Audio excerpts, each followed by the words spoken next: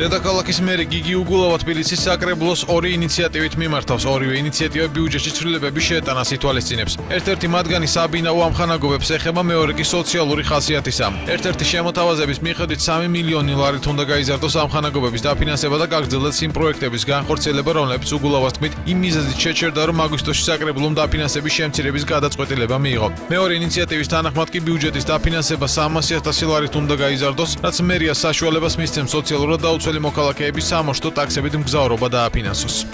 იმ საბიუჯეტო ცვლილებასთან ერთად, რომელიც 3 მილიონი ლარის ამ პროგრამაში დამატებას გულისხმობს ამ წელს, რიგარეშე სხდომაზე ნოემბრის განმავლობაში წესთან ერთად ეს ცვლილებაც იქნება დამტკიცებული იმისათვის, რომ თბილისში ჩვენ გავაგრძელოთ ამხანაგობების პროგრამა თბილისელს, რომელიც სოციალურად დაუცველთა ბაზაშია და რომელიც ქულაც არის 70,000 ან 70,000 ქვევით, მათ უკვე შეეძლებათ ნახევარი ფასით სამარშრუტო ტაქსებითაც ისარგებლო.